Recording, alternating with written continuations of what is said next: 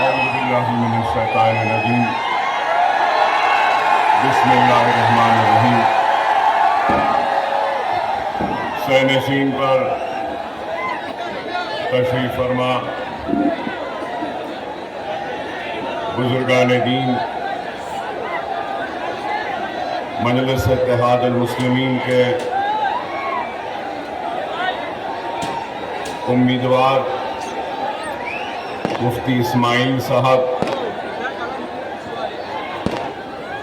میرے ساتھی اراکین اسمبلی جناب احمد بلالہ صاحب، جناب معراج صاحب، اور اس جلسے میں شرکت کرنے کے لیے آئے ہوئے بزرگوں، نوجوان ساتھیوں اور گھروں میں بیٹھ کر سننے والی میری عزت ماں، پردہ نشین ماں اور بہنوں، انتخابات کا وقت ہے، انتخابی سرگرمیوں کا آغاز ہو چکا ہے اور 20 تاریخ کے دن عوام اپنے پسند کے امیدوار کا انتخاب کرے گی اور اس کو ایوان اسمبلی میں اپنا نمائندہ بنا کر بھیجے گی، اور اس امید کے ساتھ بھیجے گی کہ وہ ان کے مسائل کی ترجمانی کریں گے،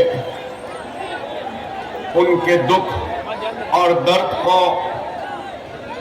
اقتدار پر بیٹھے ذمہ داروں کے سامنے پیش کریں گے، ان کے مسائل کو نہ صرف پیش کریں گے بلکہ ان کا حل بھی ڈھونڈ کر اس کو حل کروائیں گے، اور اسی انتخابی مہم کے سلسلے میں میں بھی آج آپ کے درمیان میں آیا ہوں، اور اگر آیا ہوں تو کوئی نفرت کی بات کرنے نہیں آیا ہوں، اگر آیا ہوں تو کسی کے جذبات کو ٹھیس پہنچانے کے لیے نہیں آیا ہوں، اگر آیا ہوں تو کوئی نفرت کی بات کرنے کے لیے نہیں آیا ہوں، اور اگر آیا ہوں تو یہاں مذہبی منافرت کو پھیلانے کے لیے نہیں آیا ہوں۔ میں آج آپ کے درمیان میں اپنے دکھ کو لے کر آیا ہوں، اپنے درد کو لے کر آیا ہوں، اپنے کرب کو لے کر آیا ہوں، اپنے ساتھ اور میرے بھائیوں کے ساتھ ہونے والی ناانصافی کو لے کر آیا ہوں، اور ہندوستان کی سب سے بڑی اقلیت مسلمان کے ساتھ حق تلفی جو ہو رہی ہے، اس حق تلفی وہ ناانصافی کو بیان کرنے کے لیے آپ کے درمیان میں آیا ہوں، اور اس بات سے کوئی انکار نہیں کر سکتا کہ اگر کسی ملک کی ترقی ہو یا کسی ریاست کی ترقی ہو یا کسی شہر کی ترقی ہو تو ترقی اس وقت تک مکمل نہیں ہو سکتی جب تک کہ اس کے ترقی اور اس کی خوشحالی کا حصہ ہر شہری کو نہ ملے، اور ہندوستان ایک ایسا گلدستہ ہے جس گلدستے میں ہندو بھی ہے، مسلمان بھی ہے، سکھ بھی ہے، عیسائی بھی ہے، پارسی بھی ہے، اس گلدستے میں اللہ کو ماننے والے بھی ہیں، بھگوان کو ماننے والے بھی ہیں، گاڈ کو بھی ماننے والے ہیں، تو اس گلدستے میں ایسے بھی لوگ ہیں جو اللہ، بھگوان یا گاڈ کو نہیں مانتے۔ یہ ملک सबका है। ये मुल्क सिर्फ मेरा नहीं है, ये मुल्क सिर्फ नरेंद्र मोदी का नहीं है, ये मुल्क सिर्फ राहुल गांधी का नहीं है, ये मुल्क सबका बराबर का है। और इस मुल्क में रहने वाला इस शहर और इस मुल्क पर अपना हक उतना ही रखता है जो दूसरों का है। लेकिन अफसोस के साथ मुझे ये कहना पड़ता है कि आज हम मुसलमानों को इस मुल्क का शहरी कम बल्कि इस मुल्क के किराएदार की तरह देखा जा रहा है। हमको दूसरे दर्जे की शहरी की तरह देखा जा रहा है। मैं दूसरे दर्जे का शहरी नहीं हूं, मैं पहले दर्जे का शहरी हूं। मैं आज आपके सामने अगर आया हूं तो जवाब तलब करने आया हूं उन लोगों से जिन्होंने कभी नारा दिया था सबका साथ, सबका विश्वास। तो मैं पूछना चाहता हूं कि मुझे तुमने अपने साथ से महरूम क्यों रखा? मुझे अपने विश्वास से महरूम क्यों रखा? तुमने मुझे विकास से महरूम क्यों रखा? क्या मैं इस मुल्क का शहरी नहीं? आज अगर हम आते हैं आवाम के दरमियान में तो हम ऐसे सवालात करते हैं तो हमारे ये सवालात बुरे दिखते हैं। हिंदुस्तान का गरीब शहरी, चाहे वो हिंदू हो, मुसलमान हो, सिख हो, ईसाई हो या किसी भी मजहब से ताल्लुक रखने वाला हो, वो क्या चाहता है?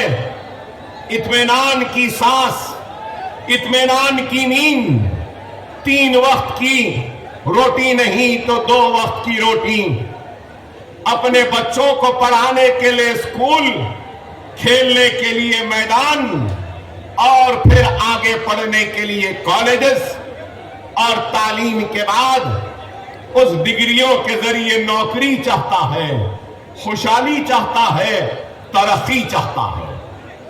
वही मैं भी चाहता हूं। मैं भी चाहता हूं कि मेरे घर महफूज रहे। मैं भी चाहता हूं कि मेरे बच्चों को पढ़ने के लिए स्कूल मिले।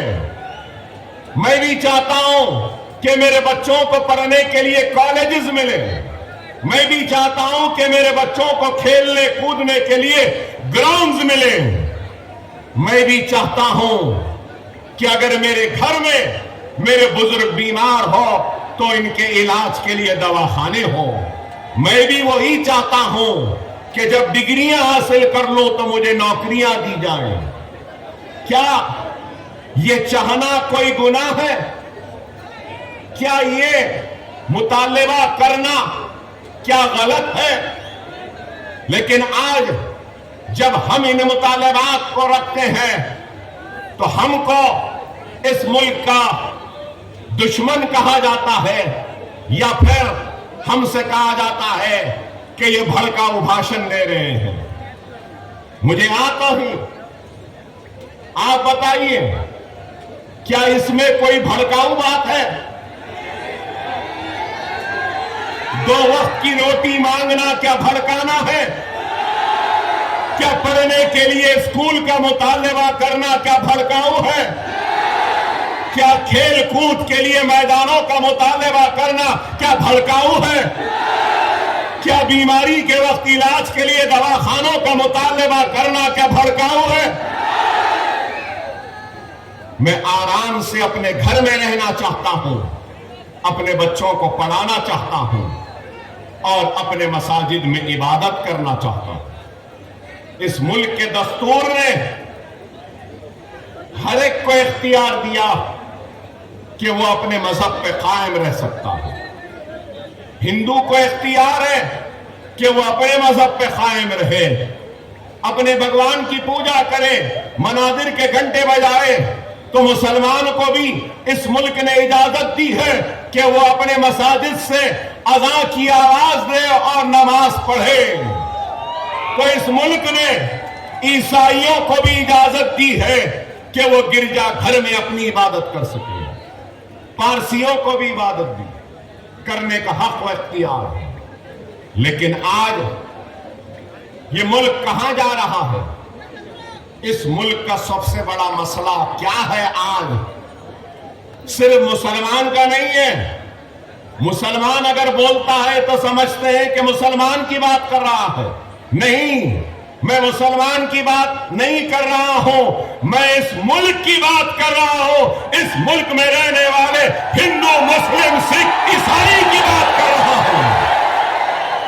میں ہندوستانی کی بات کر رہا ہوں، میں بھارتی کی بات کر رہا ہوں، میں انڈینز کی بات کر رہا ہوں کہ سب سے بڑا مسئلہ ہے تو بے روزگاری کا ہے، دوسرا مسئلہ ہے تو مہنگائی کا ہے، تیسرا مسئلہ ہے تو اس کا ہے کہ پیٹرول ڈیزل کی قیمتیں بڑھ رہی ہیں، چوتھا مسئلہ ہے کہ ہندوستان کی بگڑتی ہوئی معیشت کا ہے، روپیے کی گرتی ہوئی قدر کا ہے، ڈالر بڑھ رہا ہے۔ لیکن آج آپ بتائیے، نہ روزی کی فکر ہے، نہ روٹی کی فکر ہے، نہ ہی مہنگائی کو کم کرنے کی فکر ہے، نہ کسانوں کو خودکشی سے روکنے کی فکر ہے، نہ ہی بیماروں کے علاج کے لیے دواخانوں کو بنانے کی فکر ہے۔ اگر صرف فکر ہے تو یہی ہے کہ ملک میں ایک نفرت کو پیدا کرو، ہندو مسلمان کی دیوار کو کھڑا کر دو، اور صرف بات کی جائے تو صرف مسلمان ایسا، مسلمان ویسا، مسلمان اتنے شادی کرتا، مسلمان ایسا کرتا۔ نہیں میرے بھائی، اس ملک کا مسئلہ مسلمان نہیں ہے،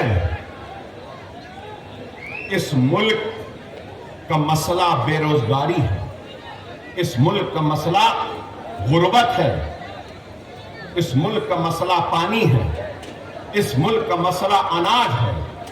لیکن آج صرف باتیں اگر ہوتی ہیں تو کیا آپ بتائیے، میں پوچھنا چاہتا ہوں، جن لوگوں نے کہا تھا کہ 15 لاکھ لائیں گے، کیا لائے؟ بلیک منی کا خاتمہ کریں گے، کیا ہوا؟ کیا کرپشن کا خاتمہ ہوا؟ کیا مہنگائی کم ہوئی؟ کیا روزی ملی یا روٹی ملی؟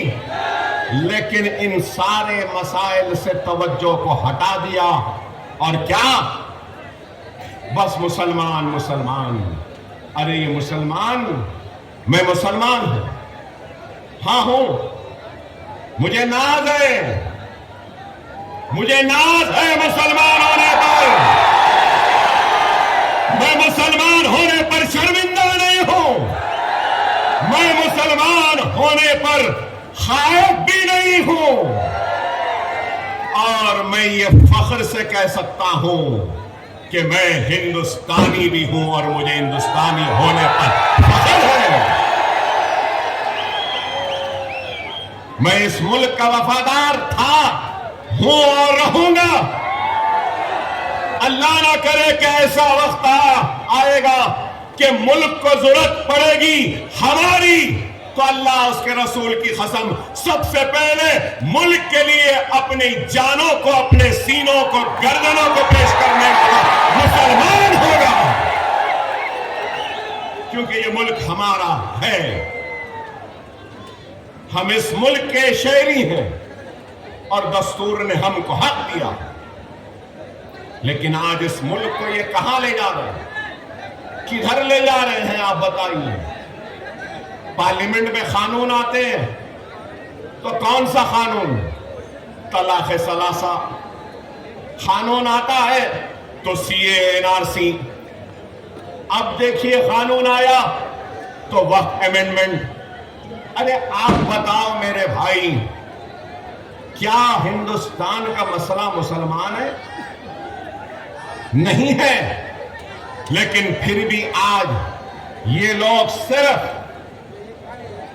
حقیقی مسائل پر سے توجہ ہٹانے کے لیے، اپنی ناکامی کو چھپانے کے لیے سہارا لے رہے ہیں، تو صرف اور صرف مذہب کا اور مسلمانوں کو خائف کر کر، ڈرا کر، ہندو بھائیوں کے دلوں میں مسلمانوں کے لیے نفرت کو پیدا کر۔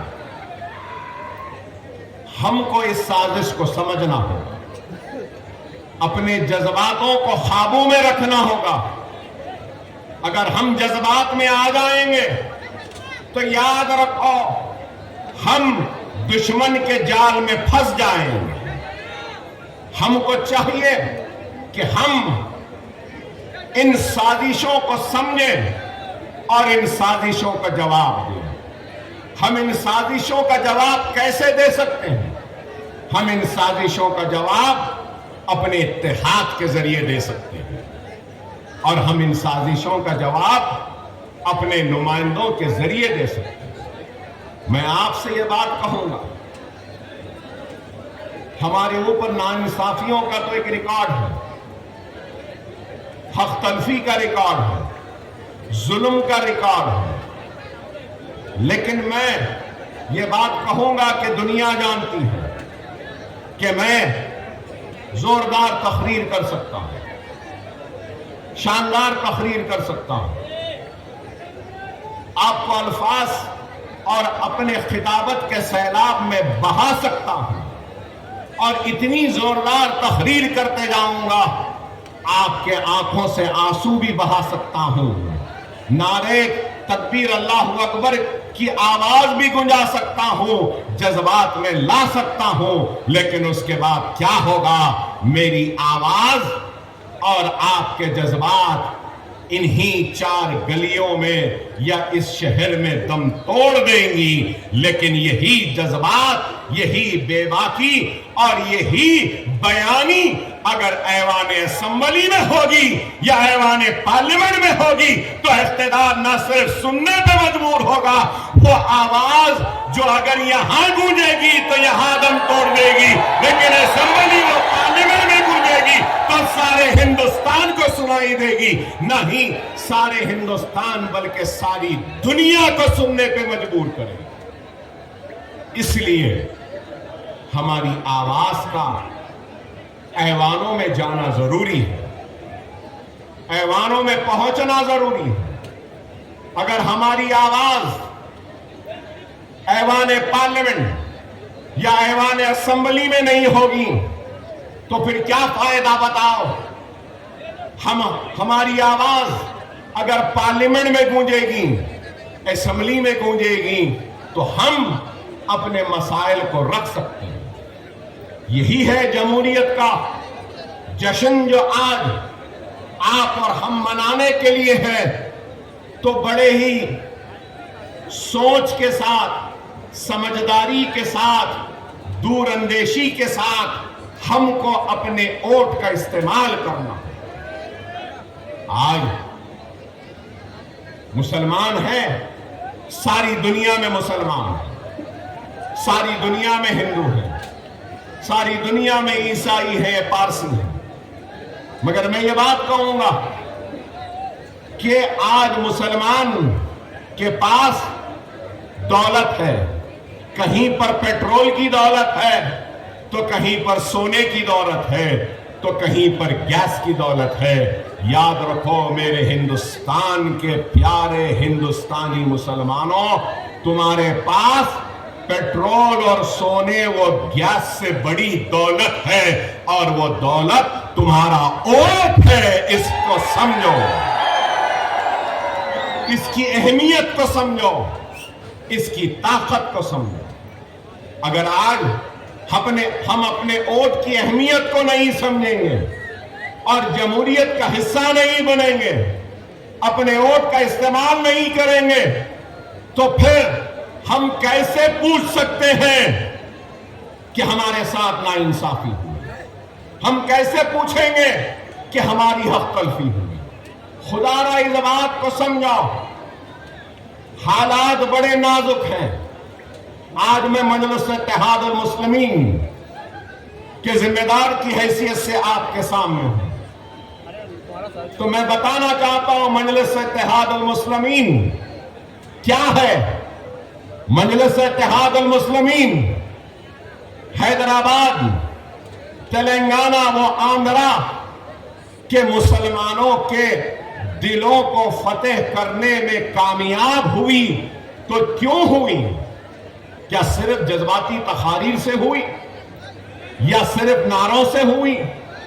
نہیں میرے بھائی، 70 برس کی جہد مسلسل کا نتیجہ ہے کہ آج ہم نے حکومتوں کو مجبور کیا ہمارے مسائل کو نہ صرف سننے کے لیے بلکہ ان کو حل کرنے کے لیے۔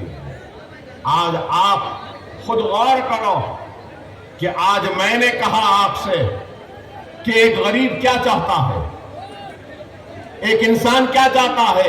اسکول، گراؤنڈز، کھیلنے کے لیے کالجز۔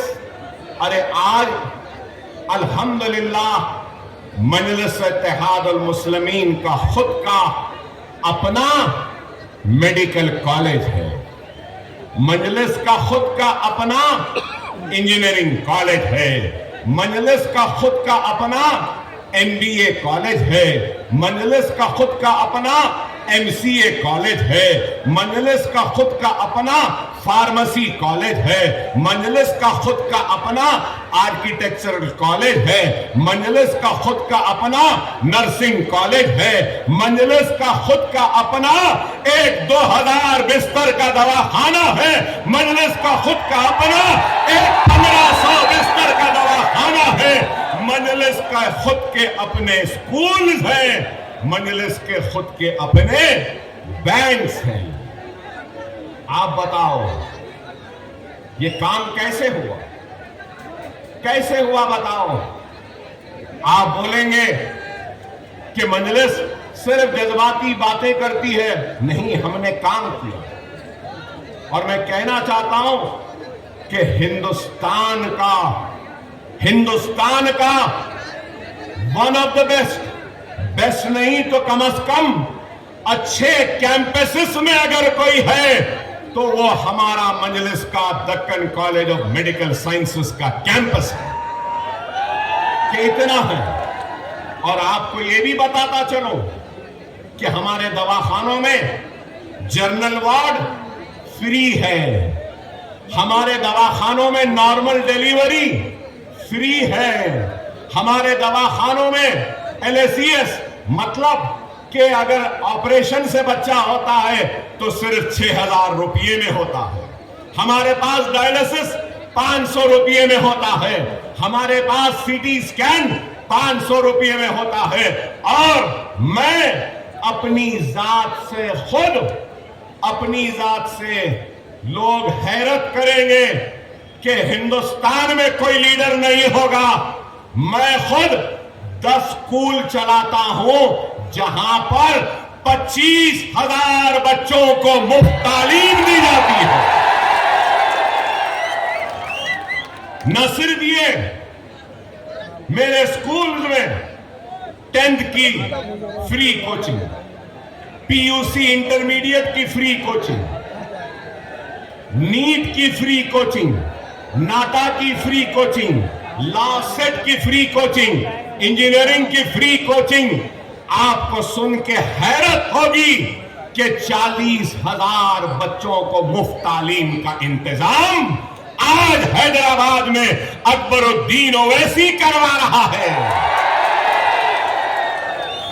نہ صرف یہ، اب تک شہر حیدرآباد کے 2.5 لاکھ خواتین کو ہم نے ووکیشنل کی ٹریننگ دی۔ اگربتی بنانا، موم بتی بنانا، ٹوکرے بنانا، اسپوکن انگلش، کمپیوٹر کے classes, mehndi designing, beauty classes, fashion technology. ارے آپ بتاؤ 2.5 لاکھ، نہ صرف یہ بلکہ وہ نوجوان جو معاشی پریشانی کی وجہ سے اپنے تعلیم کو ترک کرتا ہے، اس کو ہم اوپن اسکول کے ذریعے 10th لکھاتے ہیں، اوپن اسکول کے ذریعے 12th لکھاتے ہیں، اور اوپن یونیورسٹی کے ذریعے ہم اس کو گریجویٹ بھی بناتے ہیں اور اس کو ماسٹر میں لے کر جاتے ہیں۔ کیا یہ کام نہیں؟ ارے یہ کام ہے۔ آپ بولیں گے کہ اکبر صاحب آپ نے تو یہ کام کیا، اور پھر ریاست میں کیسا کام؟ آج میں مجلس اتحاد المسلمین کا فلور لیڈر ہوں۔ آپ کی توجہ چاہتا ہوں یہاں بیٹھے لوگوں سے۔ میں جب پہلی مرتبہ مجلس کا فلور لیڈر بنا، کب؟ 2004 میں 2004 میں جب فلور لیڈر بنا تو مائنورٹیز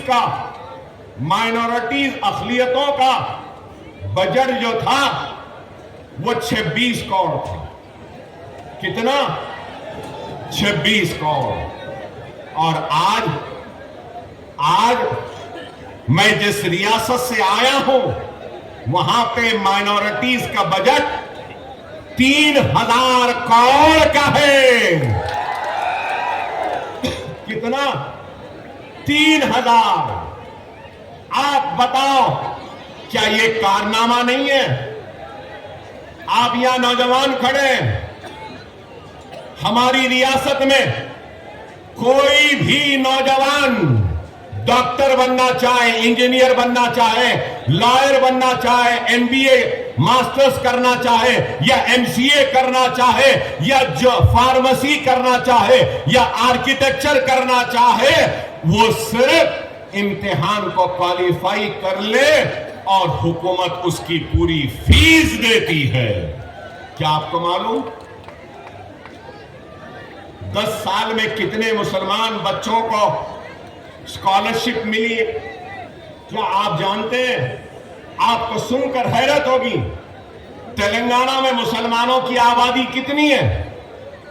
تلنگانہ میں مسلمانوں کی آبادی 50 لاکھ ہے۔ کتنی؟ 50 لاکھ۔ اور مہاراشٹر میں مسلمانوں کی آبادی کتنی ہے؟ 1 کروڑ 44 لاکھ۔ 1 کروڑ 44 لاکھ مہاراشٹر میں ہے، ہمارے پاس 50 لاکھ۔ آپ کو سن کے حیرت ہوگی، 10 سال میں، صرف 10 سال میں 28 لاکھ مسلمان بچوں کی اسکالرشپ حکومت نے ادا کی ہے۔ 28 لاکھ۔ غور کرو، 3000 بچے اوورسیز اسکالرشپ کے ذریعے لندن، امریکہ، کینیڈا، نیوزی لینڈ، آسٹریلیا میں جاتے ہیں، اور حکومت ان کو 20 لاکھ روپیہ دیتی ہے۔ کتنا؟ 20 لاکھ روپیہ دیتی ہے۔ پلین کا ٹکٹ دیتی ہے، ہاسٹل کی فیس دیتی ہے، اور سیمسٹر کی فیس دیتی ہے۔ ماسٹرز کرنے کے لیے گئے ہیں۔ نہ صرف یہ، مجلس کی نمائندگی پر شادی مبارک ایک اسکیم کا آغاز ہوا۔ آپ کو معلوم اب تک 3 لاکھ مسلم بچیوں کی شادیاں ہوئی ہیں۔ 1 لاکھ چلر روپیہ، 1,01,000 دیا جاتا ہے۔ 3 لاکھ بچیوں کی شادیاں ہوئی ہیں شادی مبارک میں۔ کیا یہ کام نہیں؟ ارے ہم نے کام کیا۔ ارے آج آپ بتاؤ، اور پھر میں نے آپ سے کہا کہ 1 کروڑ 44 لاکھ مسلمانوں کی آبادی ہے مہاراشٹر میں، تلنگانہ میں 50 لاکھ۔ مہاراشٹر کا بجٹ، اگر میں غلط ہوں تو مفتی صاحب مجھے ٹوک سکتے ہیں، مہاراشٹر کا بجٹ، مکمل بجٹ 6,12,000 کروڑ کا، 6.12 لاکھ کروڑ کا بجٹ ہے۔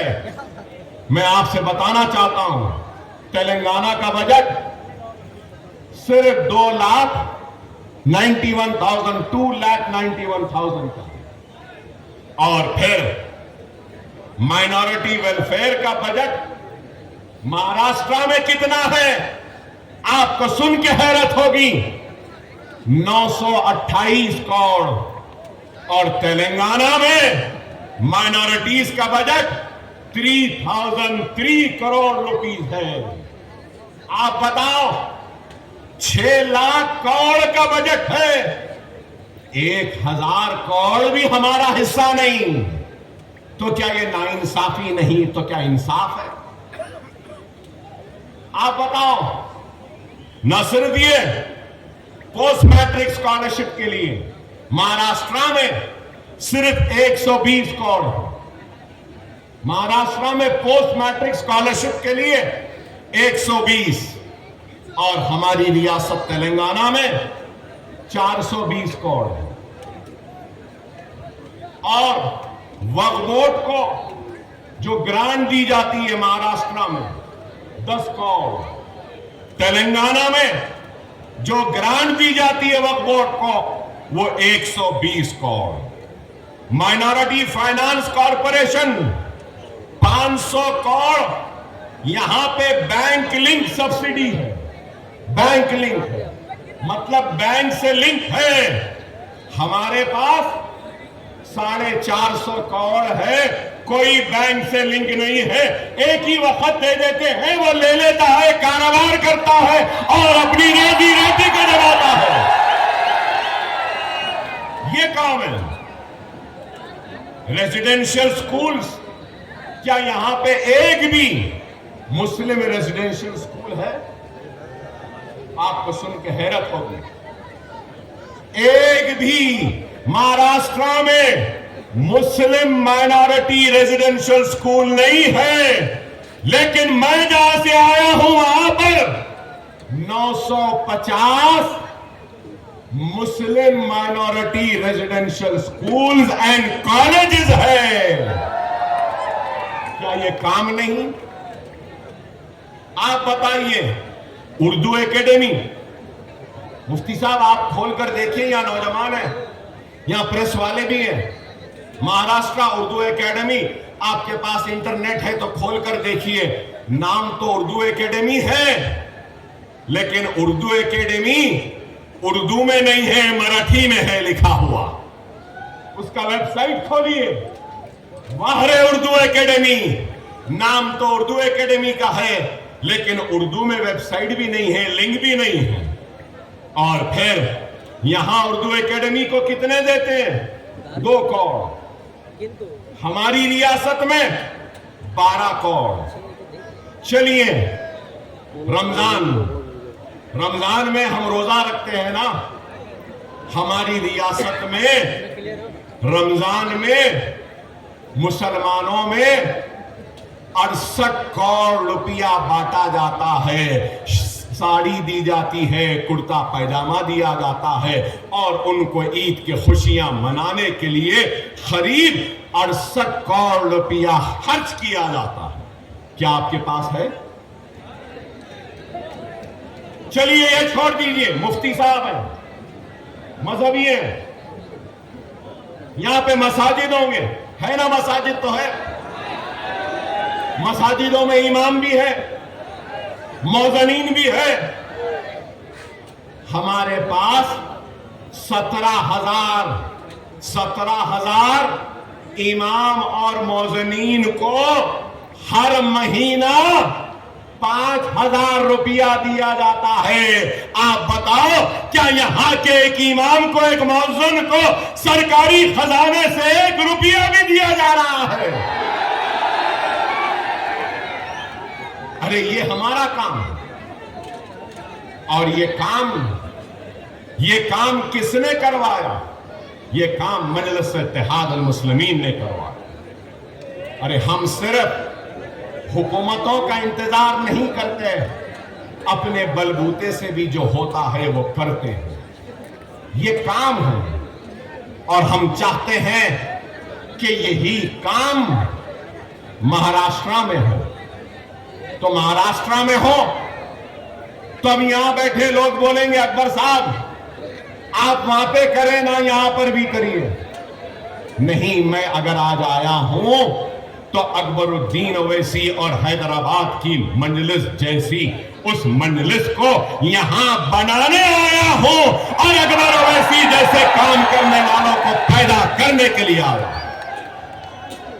آپ کا کام آپ کو چاہیے اگر اخلاص ہوگا, نیک نیتی ہوگی اور کام کرنے کا جذبہ ہوگا اور تمہارے خدمات میں بے غرضی اگر ہوگی تو ضرور یہ کام یہاں پر بھی ہو سکتا ہے. قیادتیں آسان نہیں ہوتی. قیادت کرنا بڑا کانٹوں کا تاج ہے, آسان نہیں ہوتا. اگر قیادت کرنا ہے تو پہلے بے غرض بنو, مخلص بنو, محسن بنو, درد کو سمجھنے والا بنو اور غریب کی تکلیف کو سمجھنے والا بنو, تو جب جا کر تم کامیاب ہوگے اور کچھ کر سکو گے. یہی ہے اور کچھ نہیں ہے. اور آج ہم کو ایک ایسی قیادت چاہیے جو اخلاص سے بھری ہو, جو بھٹکے ہوئے نوجوانوں کو راہ راست پر لائے. نوجوانوں کے جوش کی میں قدر کرتا ہوں, سلام کرتا ہوں آپ کے جوش کو, آپ کی محبت کو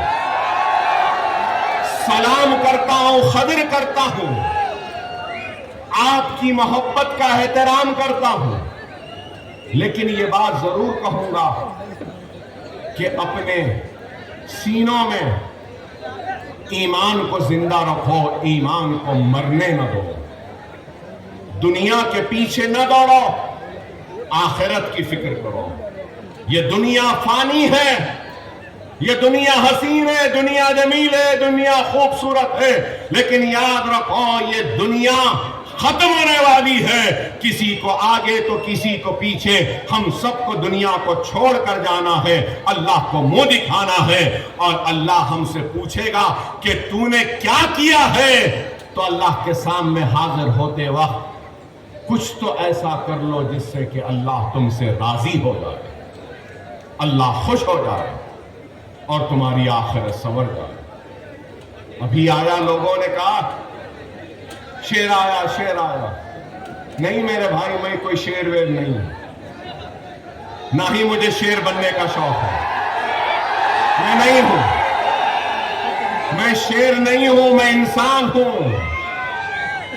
اور میں اپنے آقا محمد مصطفیٰ صلی اللہ علیہ وسلم کے غلاموں کے غلاموں کے غلاموں کے غلاموں کے غلاموں کے غلام ہوں. میں شیر نہیں ہوں, مگر یہ ضرور ہے میں تم کو شیر بنانے آیا ہوں. شیر بننا ہے, شیر بننا ہے, شیر بننا ہے, اپنے حق کے لیے لڑنا ہے, انصاف کے لیے لڑنا ہے. تو آسان ہے, آسان ہے. کیا ہے بولوں, بولوں کیا ہے؟ عمل کرو گے, وعدہ ہے, وعدہ ہے, کرو گے. نماز کے پابند بن جاؤ, قرآن کو پڑھو, سنت رسول اللہ پہ عمل کرو, یتیموں کے سر پر ہاتھ رکھو, بیواؤں کی مدد کرو, ظلم کے خلاف آواز بلند کرو, اپنے گناہوں سے توبہ کرتے ہوئے اپنے روٹھے ہوئے اللہ کو منا لو. تم شیر بن جاؤ گے اور اس شیر کے سامنے دنیا کی کوئی طاقت تم کو کمزور نہیں کر سکتی. یہ ہمارے ایمان کی طاقت. خدا را سمجھو, سمجھو یہ بات کو. جذباتی تقاریر میں نہیں کروں گا آج, میں صرف اپنی قوم کو سمجھانے آیا ہوں. اپنے وجود کو سمجھو, اپنے وجود کو سمجھو. اگر میں نے یہ سارے کوڑا روپیے کی بات کہی, اتنے پیسے مل رہے ہیں، حکومت نہیں دے رہی ہے، ٹھیک ہے، مجلس لڑکے مہاراشٹرا میں بھی لے گی جیسا تلنگانہ میں لی تھی، آپ بھیجو ہمارے نمائندوں کو، ہم لڑیں گے، مجبور کریں گے کہ وہ سب دیں جو تلنگانہ میں دیا جاتا، لیں گے۔ لیکن ہر کوئی کہتا ہے کہ مسلمان غریب ہے، بے شک غریب ہے، بے شک غریب ہے، پچھڑا ہوا ہے، پسماندہ ہے، سب سے پیچھے ہے، لیکن ہمارے پاس ایک بہت بڑی دولت ہے جو کسی کے پاس نہیں، اور وہ دولت ایمان کی دولت ہے، وہ طاقت کلمے کی طاقت ہے، لا الہ الا اللہ محمد الرسول اللہ۔ یہ بہت بڑی طاقت ہے۔ کئی علماء نے اپنی کتابوں میں لکھا ہے کہ اگر کوئی کلمہ پڑھ لے سچے دل سے تو لا الہ الا اللہ محمد رسول اللہ کلمہ پڑھتے پڑھتے سمندر کو بھی پار کر سکتا ہے۔ ارے یہ طاقت ہے، یہ طاقت ہے تمہارے پاس۔ ارے اس طاقت کو سمجھو، اپنی زندگیوں میں تبدیلی لاؤ، اپنے زندگیوں میں ایک تبدیلی لاؤ۔ خدا را یہ الیکشن تو آتے رہیں گے، جاتے رہیں گے، اپنے زندگیوں میں اصلاح لاؤ، گناہوں سے پرہیز کرو، حرام سے پرہیز کرو، نیکی کو اختیار کرو، مساجدوں کو آباد کرو۔ اگر مساجد آباد رہیں گی تو کوئی تمہارے مساجدوں پہ بری نظر اٹھانا کا سوچے گا بھی نہیں۔ ہم بے نمازی ہو گئے، مساجدیں ویران ہو گئی اور دشمن کی نظریں پڑھنے لگی۔ خدا را ان باتوں کو سمجھو۔ آج ملک کے حالات کیا ہیں مجھ سے بہتر آپ جانتے ہیں۔ ملک کہاں جا رہا ہے، کدھر جا رہا ہے، آپ بتائیے۔ اوقاف وقت امینڈمنٹ بل آیا، کیا ہے، گمراہ کیا جا رہا ہے۔ آج ساری توجہ کہاں ہے؟ ساری توجہ وقت بل پر ہے، سب لوگ اسی پہ لگے ہیں۔ مسلمانوں کے اوقاف کی زمین اتنی، مسلمانوں کی ایسی، مسلمانوں کی ویسی۔ ارے ہمارے وقت کی زمین ہماری ہے، ہمارے آبا و اجداد، ہمارے بڑوں نے، ہمارے بزرگوں نے وقت کیا ہے، ایک مقصد کے لیے وقت کیا ہے۔ تو یتیموں کے لیے، یسیروں کے لیے وقت کیا ہے، بیواؤں کے لیے وقت کیا ہے، بیماروں کے علاج کے لیے وقت کیا ہے، تو تعلیم کے لیے، بھی مقاصد کے لیے کیا ہے۔ لیکن آج ان کو فکر ہے تو وہ زمین چھیننے کی۔ آپ بتائیے، ہمارے ایمان کا ایک حصہ ہے وقت، اور آج وقت بل جو آیا ہے اس وقت بل میں کہتے ہیں کہ وقت بورڈ میں غیر مسلم بھی ہوگا۔ کیا ہندو انڈومنٹ میں کیا نان ہندو ہوگا؟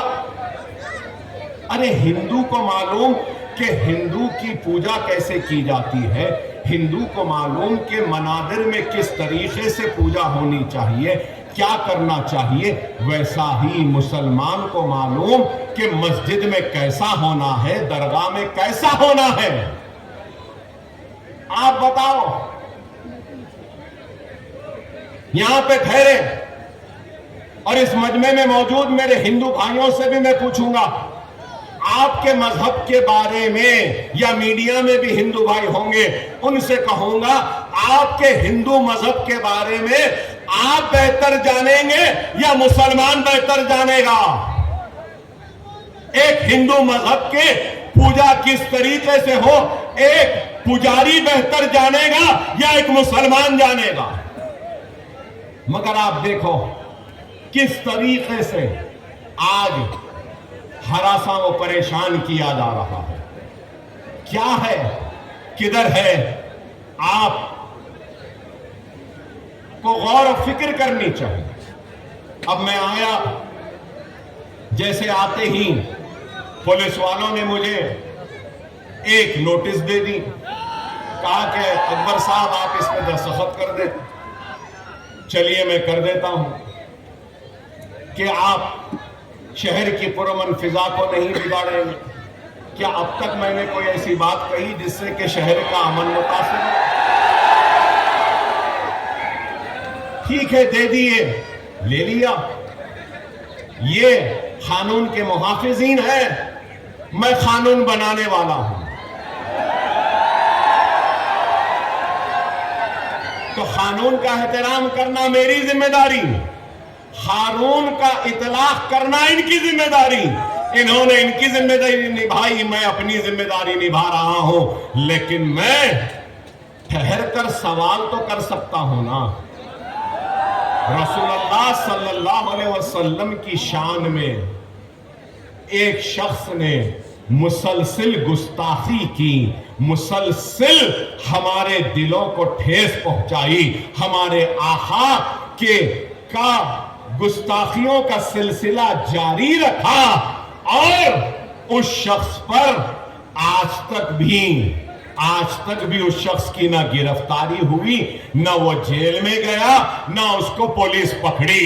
مگر میں مسلمان مالیگاؤں کو آیا تو نوٹس مل گئی۔ کیا یہ انصاف ہے؟ کیا یہ انصاف ہے؟ ارے انصاف کا تقاضا ہے کہ ہر وہ شخص جو مذہبی منافرت پھیلاتا ہے اور ہندو مسلمان کے بیچ میں تفرقہ ڈالتا ہے، ان کو بانٹتا ہے، ان کو لڑاتا ہے، حکومت کو اور پولیس کو چاہیے کہ ایسے لوگوں کو گرفتار کرے اور جیل میں ڈال دے، تاکہ ہندو اور مسلمانوں کے بیچ میں کوئی دیوار نہ پیدا ہو۔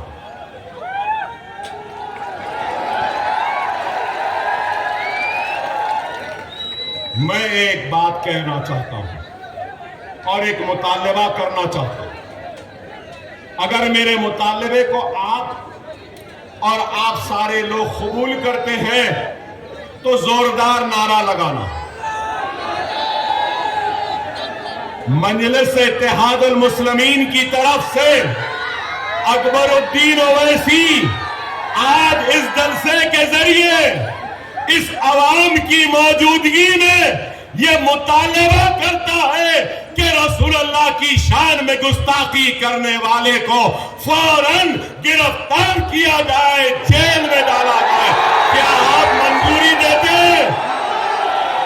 نعرہ تکبیر! نعرہ تکبیر!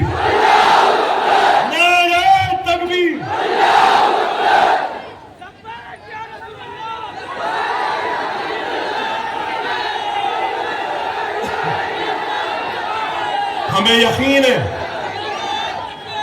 ہمیں یقین ہے کہ ملک کا قانون ضرور رسول اللہ کی شان میں گستاخی کرنے والے کو پکڑے گا۔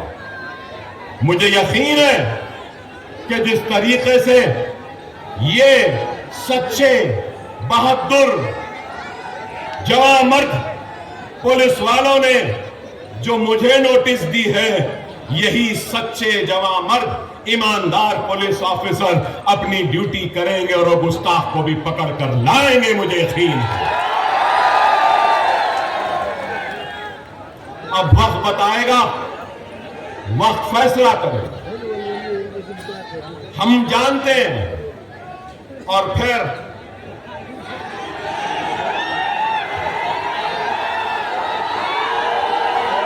آپ بتائیے کہ اتر پردیش کے وزیر اعلیٰ، اتر پردیش کے چیف منسٹر نے ایک بیان دیا، اور بیان میں کہا بٹو گے تو کٹو گے۔ یہاں میڈیا والے بیٹھے ہیں، میں میڈیا والوں سے ایک چھوٹا سا مشورہ دوں گا آپ کو۔ ذرا یوگی صاحب سے پوچھئے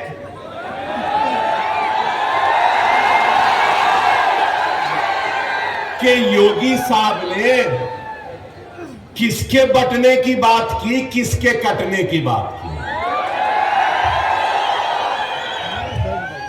مسٹر یوگی کس سے مخاطب ہے؟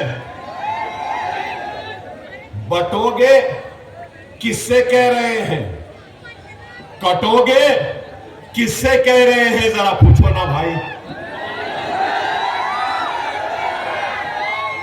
میں یہ سمجھتا ہوں کہ اگر ہندوستان میں ہندو, مسلم, سکھ, عیسائی, پارسی اگر بٹے گا تو ہمارا ملک کمزور ہوگا.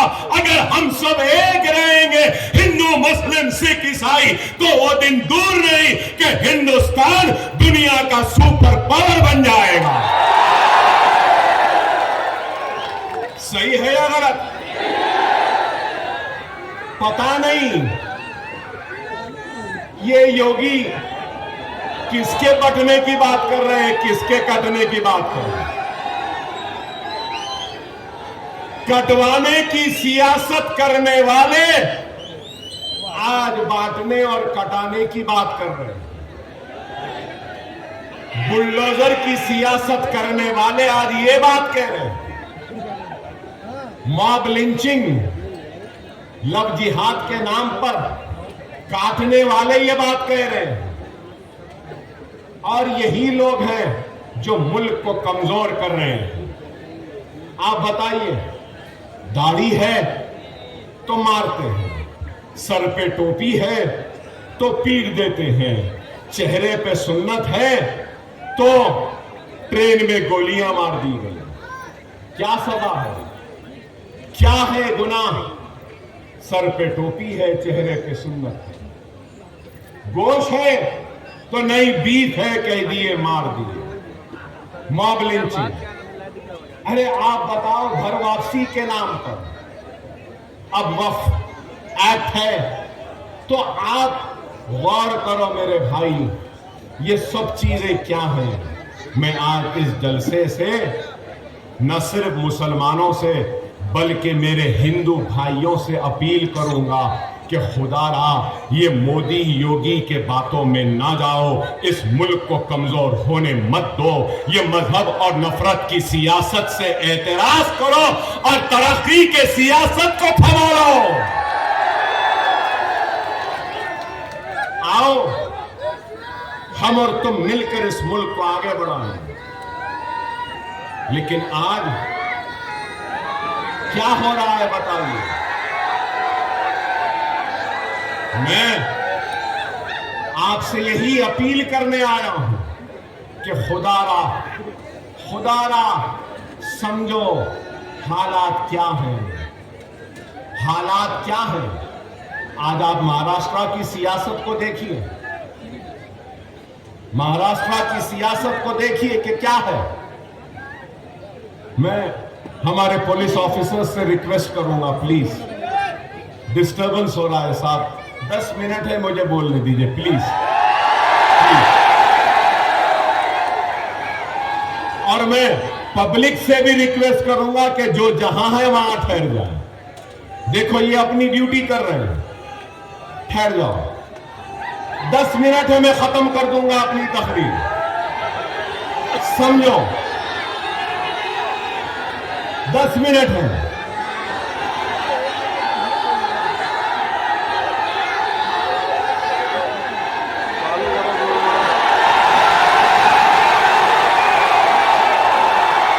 میں سمجھ گیا آپ کیا بول رہے ہیں,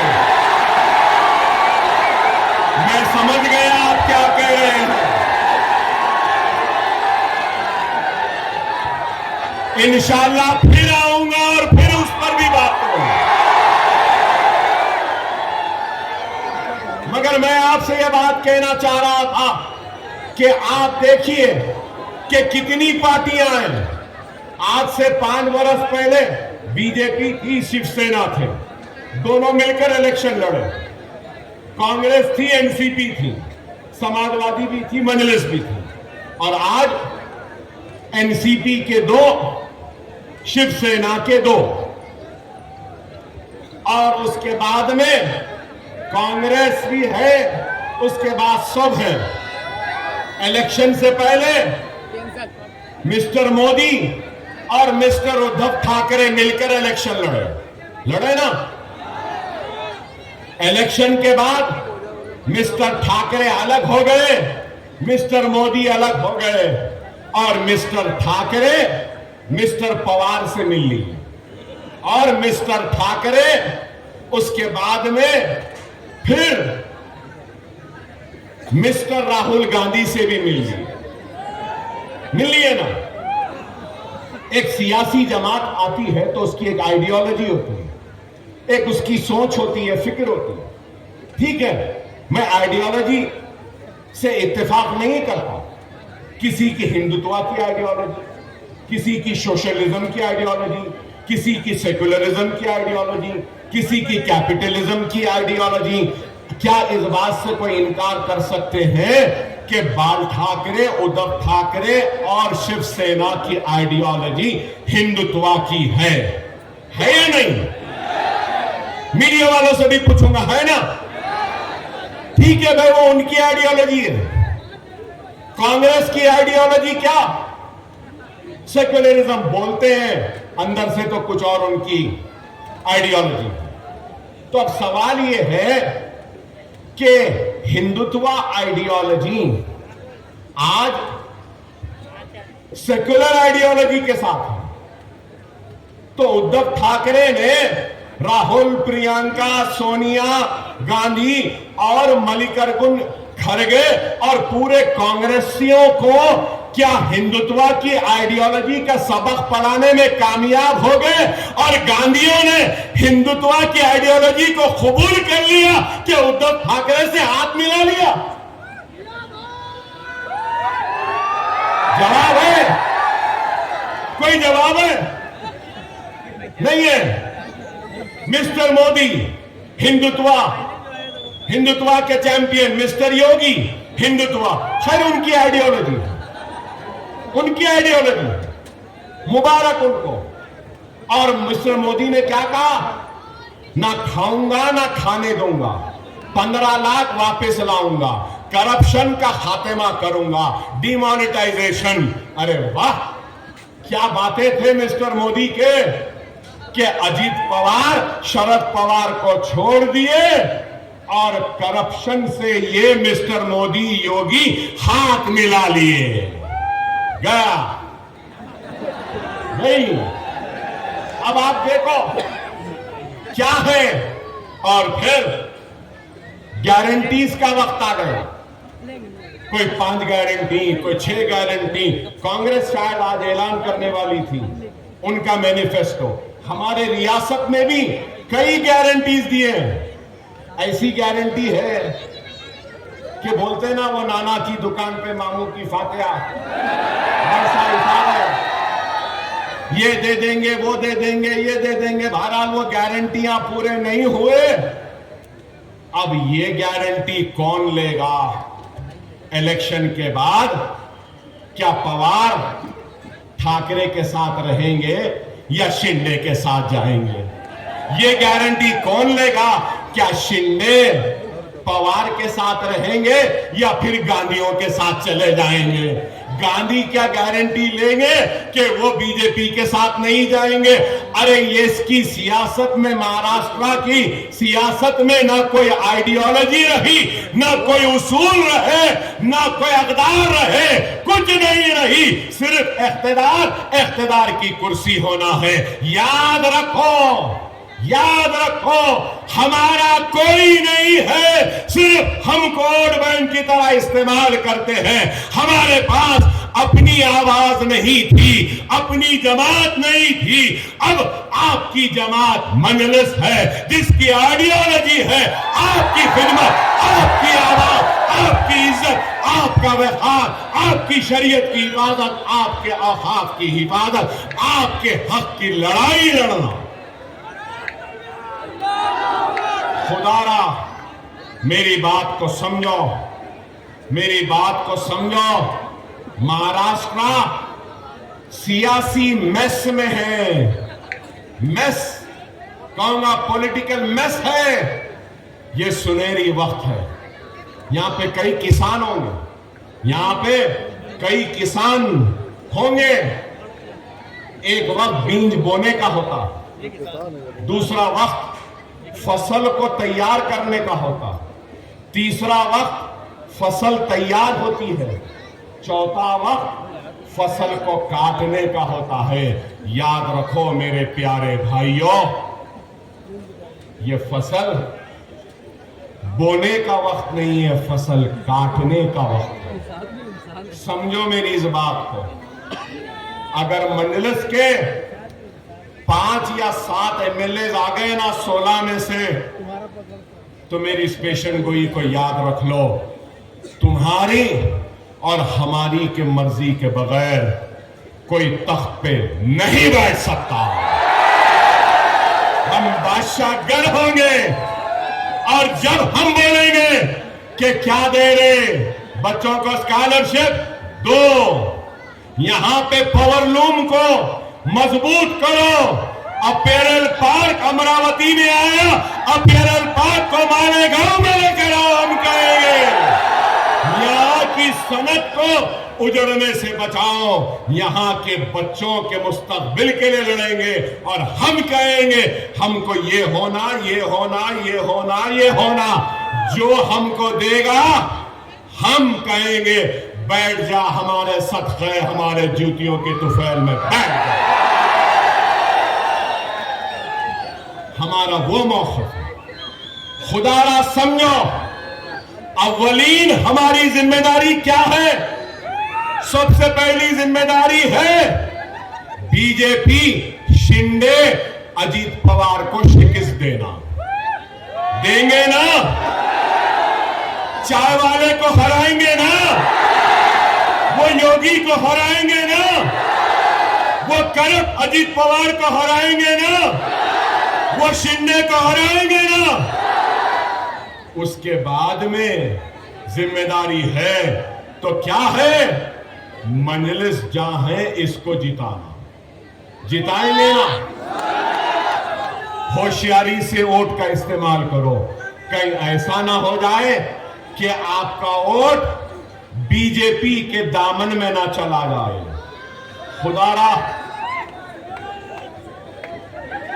را اپنے ووٹ کا صحیح استعمال کرو۔ ابھی 2 منٹ ہے، 2 منٹ، اپنے ووٹ کا صحیح استعمال کرو۔ اگر میں یہی کہوں گا مجلس کو بھی نہیں دینا چاہتے ہیں تو یہ سمجھ لو اچھائی اور مقابلے میں اگر کوئی ہے تو برائی ہے۔ اپنے ووٹ کو اچھائی کے لیے استعمال کرو، اپنے ووٹ کو خوشحالی کے لیے استعمال کرو، اپنے ووٹ کو نشہ مکت مالیگاؤں بنانے کے لیے استعمال کرو، اپنے ووٹ کو ظالموں کے خلاف استعمال کرو، اپنے ووٹ کو ان لوگوں کے حق میں استعمال کرو جو آپ کی آواز بنتے ہیں۔ اکبر الدین اویسی آپ کا تھا، آپ کا ہے، آپ کا رہے گا۔ وعدہ کیا تھا اسکول بناؤں گا، انشاءاللہ تعالی اسکول ضرور بنے گا، یہ میرا وعدہ ہے۔ آسمان میں 20 تاریخ کو صرف پتنگ پتنگ پتنگ پتنگ رہے گی۔ نعرہ تکبیر، نعرہ تکبیر، نعرہ تکبیر۔ ہندوستان، ہندوستان، مجلس اتحاد المسلمین، پتنگ پتنگ پتنگ پتنگ پتنگ رہے گی، پتنگ رہے گی۔